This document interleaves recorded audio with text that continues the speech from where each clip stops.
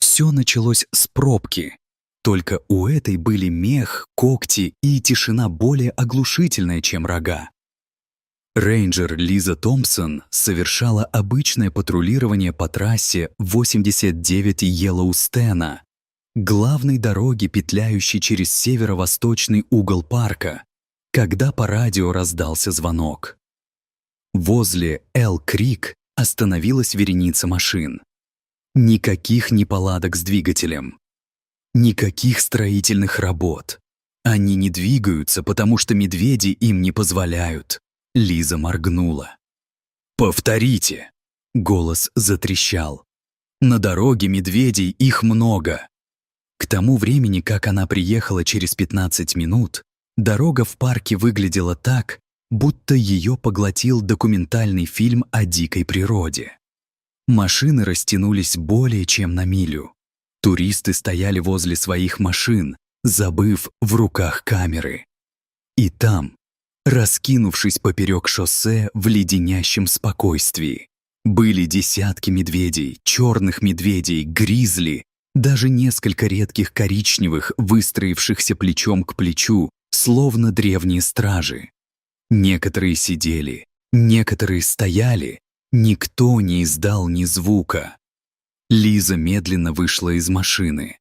Воздух казался каким-то неправильным, неподвижным и плотным, как секунды перед грозой.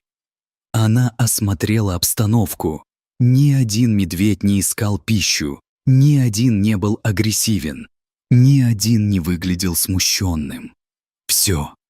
Они смотрели в одном направлении, на север, к хребту. «Почему они не двигаются?» Шепотом спросил ее один турист, как будто слишком громкий голос мог спровоцировать что-то древнее. «Я не знаю», — пробормотала Лиза, держа руку на рации, хотя она не была уверена, кто ей поверит. Она никогда не видела ничего подобного. Маленькая девочка вцепилась в руку. Отцая указала.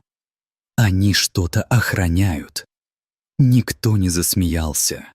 Черный медведь медленно пересек белую пунктирную линию и сел рядом с патрульной машиной Лизы, менее чем в 30 футах от нее.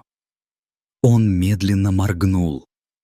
Затем снова посмотрел на хребет. Никакого рыка.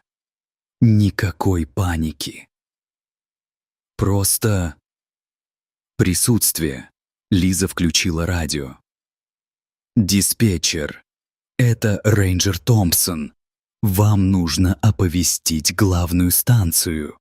Продолжайте». «Вы подумаете, что я потеряла контроль», — сказала она ровным голосом, несмотря на страх, пробирающийся по ее позвоночнику. «Но у нас на трассе 89 скоординированная стена медведей, и я не думаю, что они просто стоят там ради развлечения». Линия затихла. Лес тоже.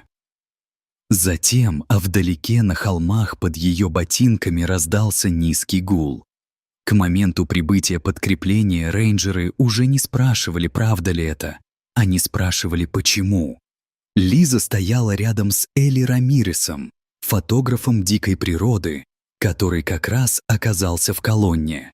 На его шее висело снаряжение на $5000, но он ни разу не поднял объектив. Он был слишком занят, разглядывая медведей. «Они выстроились», — пробормотал он, как будто их послали.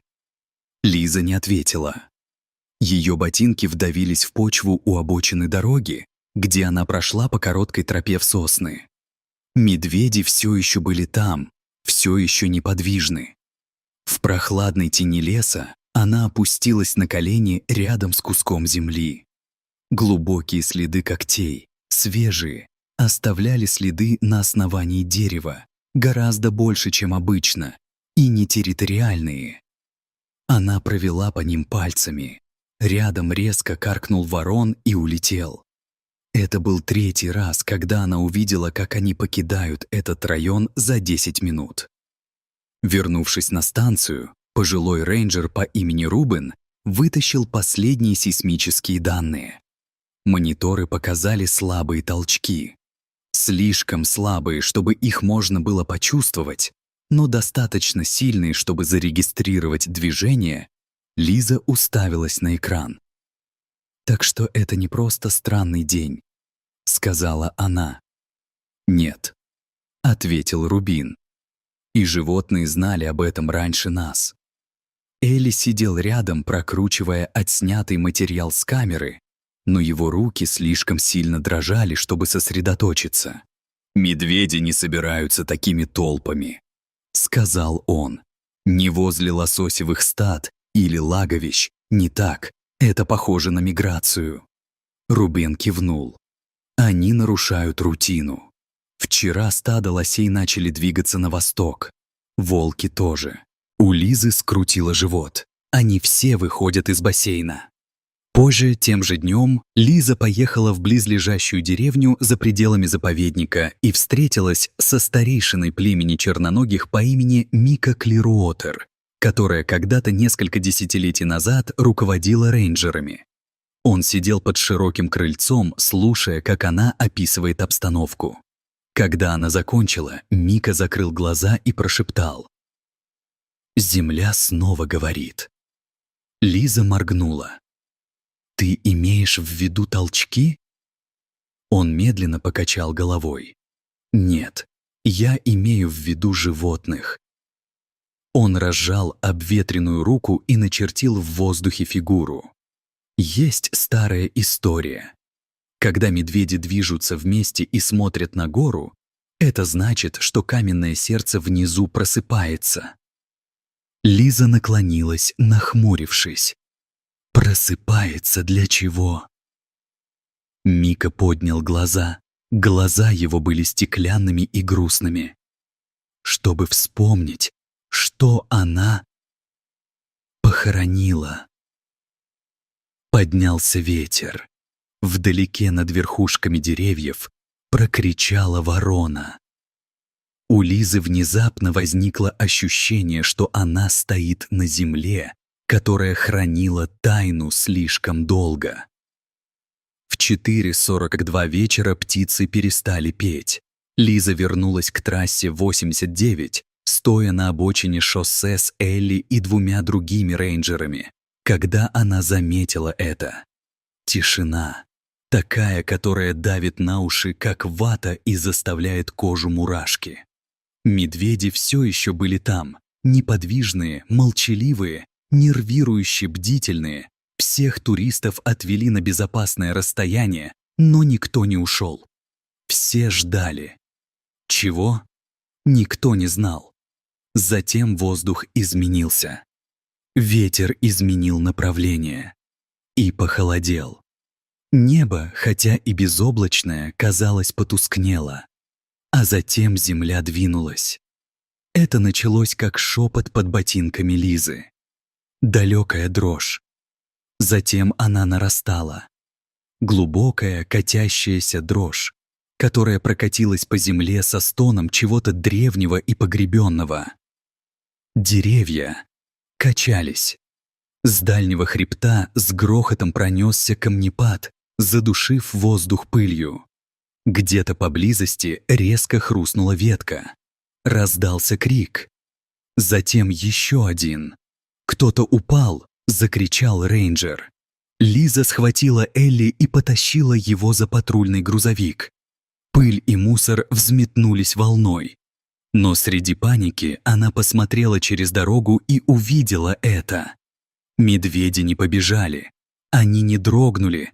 Они стояли на месте, устремив глаза на север, словно предвидели этот момент. Когда дрожь утихла, из-за деревьев и машин медленно появились люди. Кто-то плакал. Ребенок схватил отца. Объективы камер теперь висели, забытые. Лиза уставилась на дорогу. Ее руки были ободраны, а колени дрожали. Элли посмотрел. На нее ошеломленный. Они знали. Лиза могла только кивнуть. Прошло 10 минут. Мир затаил дыхание. Затем в безмолвной сюрреалистической волне медведи начали двигаться не в хаосе, не в страхе, а в торжественном единстве. Один за другим они отворачивались от хребта и отступали в лес. Некоторые в одиночку, некоторые парами, не оглядываясь. Шоссе опустело за считанные минуты. Остались только следы в пыли, эхо грохочущих, камни и тишина такая густая, что казалась святой. Лиза выдохнула и посмотрела на Элли. «Они не блокировали нас», — тихо сказала она. «Они стояли между нами и чем-то худшим». Он уставился на дорогу, все еще дрожа. «Это не инстинкт», — сказал он. «Это предупреждение». И где-то в глубине леса, скрытая корой и тенью, снова прошептала земля. На следующее утро Йеллоустоун был окутан странным благоговением. Никаких туристов, никакого шума. Только запах пыли, сосны и чего-то старого. Лиза сидела у лесничего все еще в своей мятой форме, с холодной чашкой кофе в руках. Толчки были измерены в 49 балла по шкале Рихтера. Не катастрофические, но достаточно сильные, чтобы вызвать оползень, расколоть части системы троп и расшатать несколько зданий в соседнем городе Кук-Сити. Никаких жертв, никаких травм. Спасибо медведям, Элай подошел с камерой в одной руке и распечаткой в другой. Он просмотрел фотографии со своего дрона, которые случайно запечатлели момент толчка. Он показал одну из них Лизе. «Смотришь?» — сказал он. «Все медведи черные, гризли, даже мать. С детенышами они не реагировали, они ждали». Лиза уставилась на фотографию. Ее грудь сжалась. «Я выросла в Северном хребте», — тихо сказала. «Она.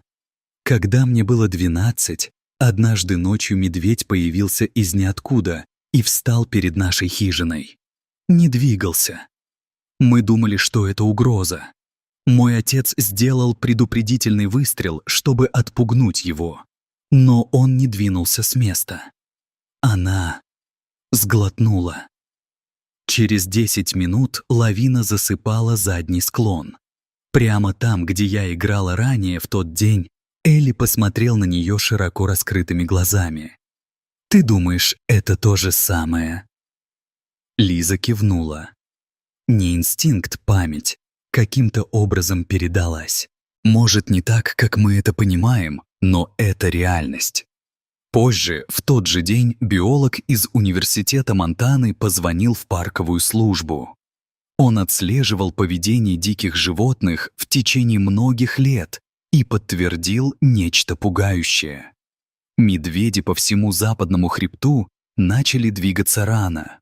Не только в Йеллоустоуне, Калифорния, Орегон, Канада. «Это было скоординировано», — сказал он. «Они чувствовали то, чего не чувствовали. Мы». Но как этот вопрос эхом разносился по станции рейнджеров весь день. Тем временем местные жители из соседних племен начали появляться. Не ради науки, ради тишины, ради церемонии.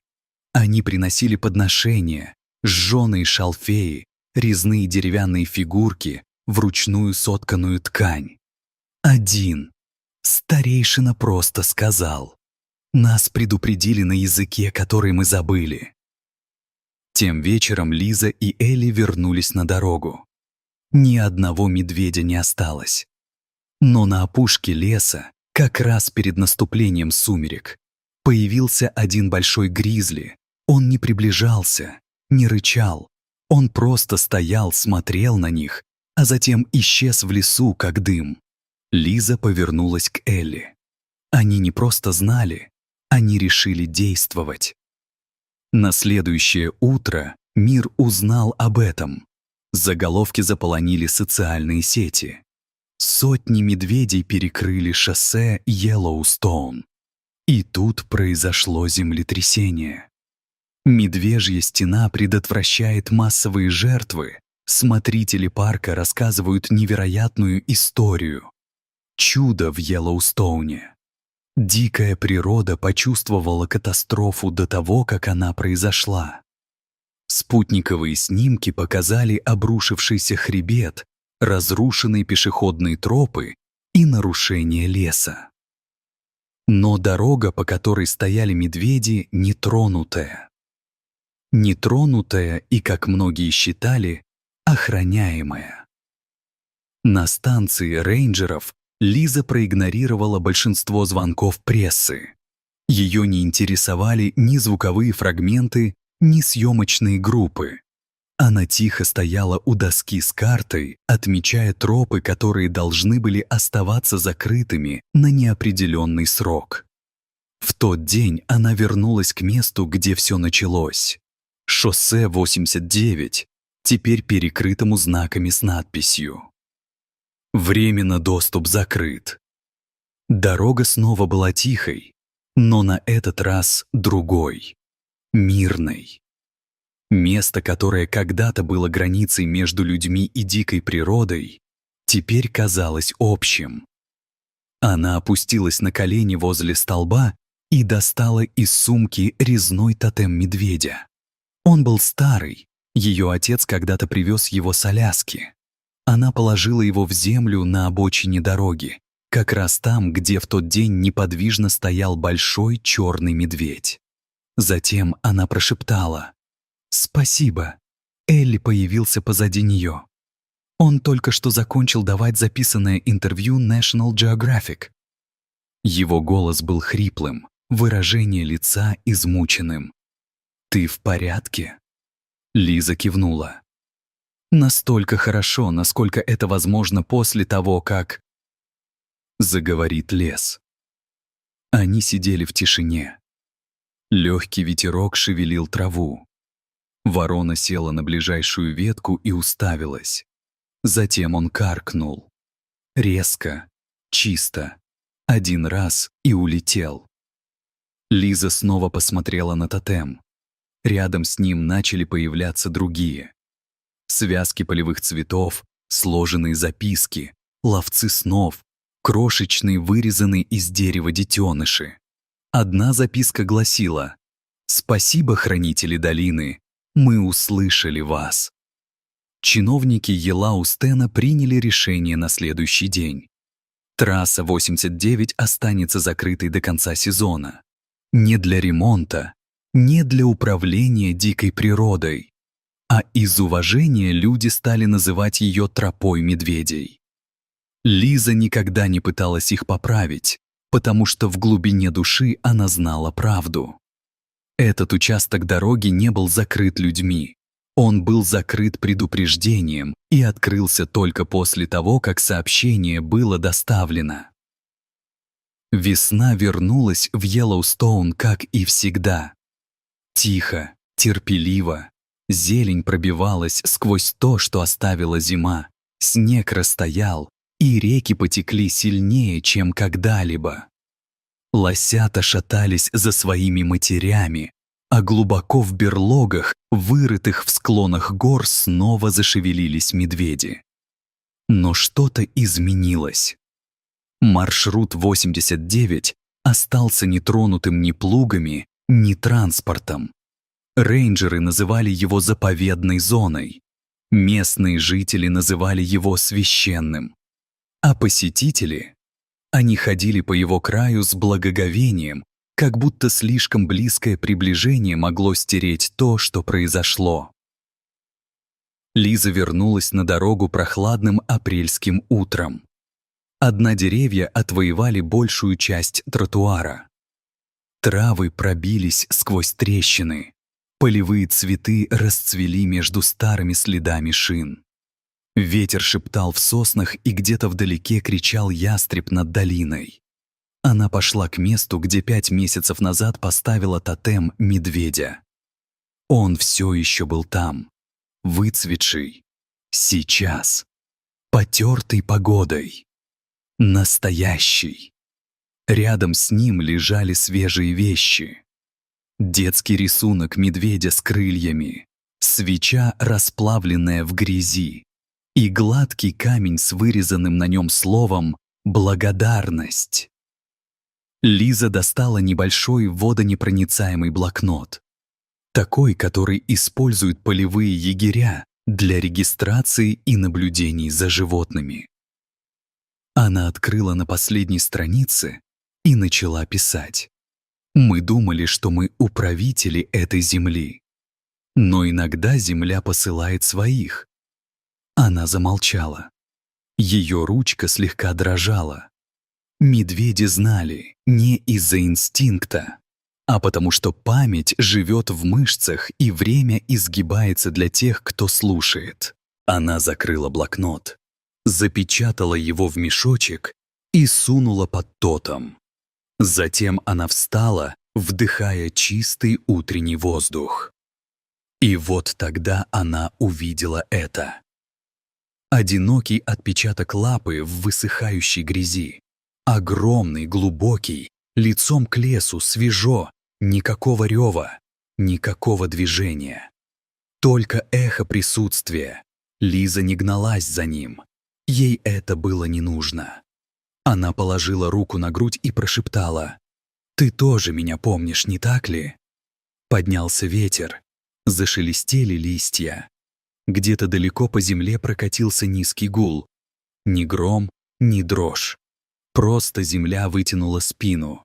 И когда Лиза повернулась и ушла, она не чувствовала себя одинокой. Долина всегда будет помнить. А теперь и мы тоже.